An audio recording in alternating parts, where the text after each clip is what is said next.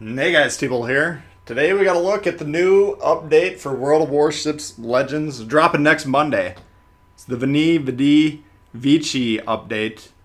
I think that translates to Live, Laugh, Love, which adorns the walls of all my friends' wives' houses for some reason. I don't know if they all get them from Target or Pottery Barn or what, but popular decoration around these parts. Anyway, that's what that campaign means. Roma is going to be the campaign ship, Italian battleship.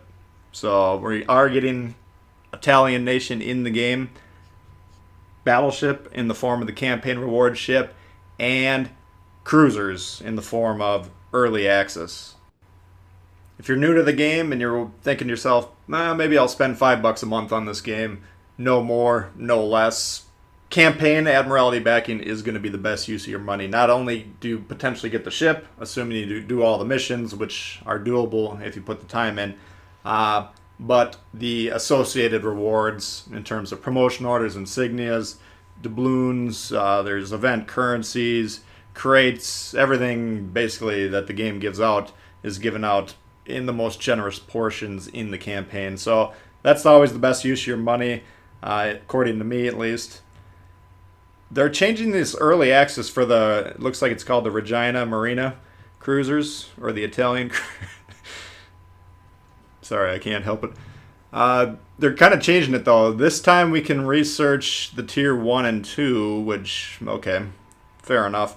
Tiers 3 through 6, those will remain, early access. And it says they're making the lower tiers more likely to drop from the crates than the higher tiers. So I think we're going to see less of the tier 6s, less of the tier 5s out there, more of the lower end stuff. So that's a design choice by them for whatever reason. But the full line will culminate with the Amalfi. Now, we need to talk about these Italian cruisers, because any of you who have been doing research on the PC about them like I have probably know that they have two really unique features: rolling smoke and the SAP semi-armor piercing shells. Neither of those are going to be available on launch for our version. So how you feel about that is going to vary person to person. I think if you're going to put the ships in here, especially with the intention of adding what makes them unique to the game later, hold off on them. We had Japanese gunboats, potentially British heavy cruisers. There's other things that don't, if we're still working on the game mechanics, and I'm not a programmer, so I have no idea how onerous of a burden introducing new game mechanics is, and most likely neither do you. But we can all agree on, there's other options that we could put in the game that didn't require kind of skipping out on that. So I'm a little disappointed in that regard. I'm still going to give the ships a fair shake. Maybe they're good on their own, and if they get a little bit of unique pasta flavor later, they'll just get that much better. We'll see. We'll be checking them out on this channel, of course, covering all of them that we get tier 3 and up. So anyway, let me know what you think about that in the comments. Commanders. Well, there's a lot of new commanders in this update.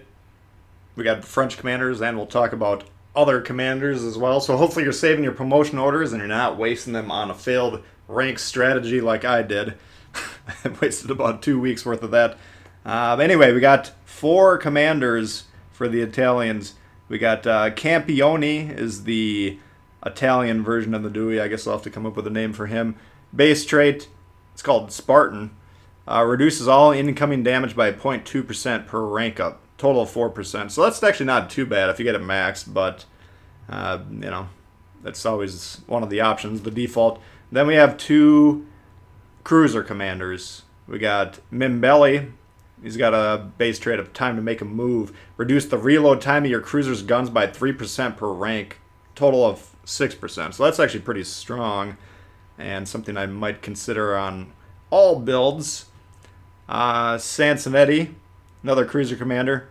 Aegis is the base trait. Reduces all incoming damage to cruiser by 0.3% per rank, up to total 6%. So that's kind of the equivalent of the Nelson and the Troops commanders that we've previously seen from the British and Russian lines. So we're kind of getting the cruiser damage reduction perk. Both of those are actually pretty strong, and once I saw that, I updated my commander upgrade plan to include both of them getting some love. And then we got this D. Ravel Battleship Commander. Time is of the essence base trait. Improves the reload speed of your battleship's main battery by 3% per rank. Total of 6%. So that's interesting. We'll see if he's a brawling type commander or an actually, but that's probably another one I'll put a lot of points into, and especially get those in on that inspiration and on some like brawling types like the Germans, Russians, maybe put them on the French if we use a guy build on the French as opposed to a JoJo. So all those commanders, actually all four of them look interesting. For sure the three main ones, I don't know, but that Campione Dewey-esque guy is potentially worth putting at least a few points into as well. Prove legendary skills. Looks to me like a complete overhaul, but basically they're going through skill by skill, and then they're adding this active component to it, which really enhances it when you get within a certain proximity of either an allied ship or an enemy ship. So I'll give you an example. The Unstoppable perk speeds up the damage control party cooldown time by 50% when in the proximity of an enemy ship. And then as you level that up, that proximity increases. So it starts off at 3 kilometers, level 2 goes to 4.5 kilometers, level 3, 6, and max legendary, which is level 4, 7.5 kilometers. So I'm not going to go through each of these skills line by line. The links to these notes will be in the description if you want to check them out. They look pretty interesting to me though. Some of the ones like running with scissors, I think that's one of the ones that you see on like Hyde and those battleship commanders. Increases your battleship's main gun shell damage by 15% when in the proximity of an enemy ship. 3 kilometer, 4.5, 6, 7.5. So that one, 3 kilometers pretty close for a brawl, so I don't know. Maybe once you get the guy leveled up a couple times, it begins to be valuable enough to put those on there. Because right now there's some battleship commanders that I just won't put it tends to be the event ones, the special edition commanders, where the legendaries both are kind of not that enticing. So currently I don't use them.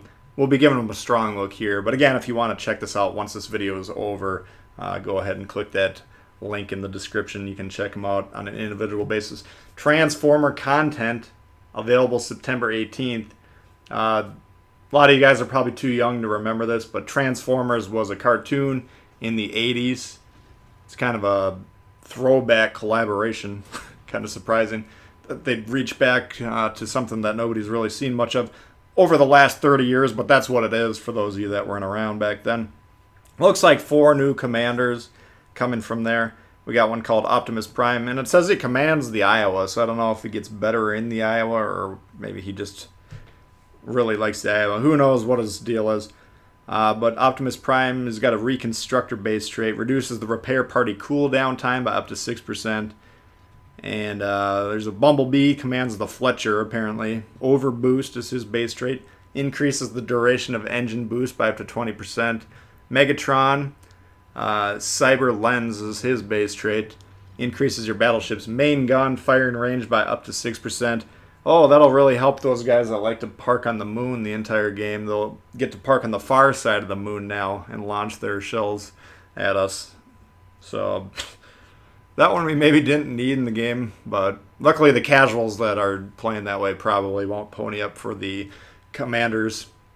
Rumble commands the Tashkent robotic breath, that's robotic breath. Not like breath like you breathe, but breadth that's in width. Increase the destroyer's main gun range by up to 6%. Okay, that's good. Actually, he's the Tashkent, or he's associated with Tashkent, and that's right what the doctor ordered for the Russians. So that one will be good for the Russian line. We'll go ahead and put that guy on troops. So those are interesting commanders, but they'll be available September 18th again, so stay tuned for that. French destroyers will be fully released. You'll be able to research the line 2 through 6, or 2 through 7 now, and then the 7 is the Fantasque, is what it's called. So that'll be interesting there. It should be good. Camouflage management, they're finally, those of you that hoard thousands of camos just waiting for the right time to use them like I do, now's our time to shine because they're actually going to give us some use for those. I'm just going to read this because it's rather confusing and I can't wrap my thick skull around it. Your camo collection is about to get a lot more interesting, so let's find out what you can do with it. Upgrade a number of disposable camo sets to permanent camos for a particular ship. That camo will receive grade 1 status after the upgrade, 0.5% bonus. Upgrade newly created premium camos to higher grades, improving concealment and incoming shell dispersion stats. Create historical camos for ships with paint. This feature will be rolled out in later updates, and the camos will be added on a regular basis. Melt disposable camos down into paint, which can be used for camo creation and upgrades. Making permanent camos out of disposable ones takes different number of sets depending on the camo. However, upgrading it always costs the same amount of paint. 150 paint to grade 2, 250 paint to grade 3, 350 paint to grade 4. What that means, I have no idea. Whenever buying a camo that you already have, but that's of a different grade, you will be compensated with paint, unless stated otherwise. The amount of paint you receive is always based on the lower grade camouflage, whether you're upgrading or getting a lower grade duplicate from a bundle, for instance. I have no idea what this means. Grade 1, 75, or the amount of paint you'll receive for duplicate camos is as follows. Grade 1, 75, grade 2, 150, 3, 250, grade 4, 350. Okay, whatever. That we're going to have to just see in action, I think. A couple of miscellaneous improvements. The one that jumps out to me is boosters can now be converted into bulk, something I've been requesting for about 14 months, I would guess. And then additional premium ships. There's a 95% chance that these ships will make it into the update, but some may end up being postponed. Tier 4 Italian battleship Giulio Cesare. Tier 6 Italian cruiser Duca degli Abruzzi. Tier 5 British cruiser London. Tier 7 French battleship Gascon. Interesting. That's 750 global XP for that one. So those should be interesting. But that's kind of it for the patch notes, guys. I want to know what you guys are thinking about these. Let me know in the comments below. Are you hyped? Are you bummed? Are you going to look up what Transformers was on Wikipedia so you can understand what it is when it gets into the game? Let me know in the comments below. If you like the video, please hit the thumbs up. New to the channel, consider subscribing. Lots of World of Warships coming all the time. And we'll see y'all later. Alright, peace.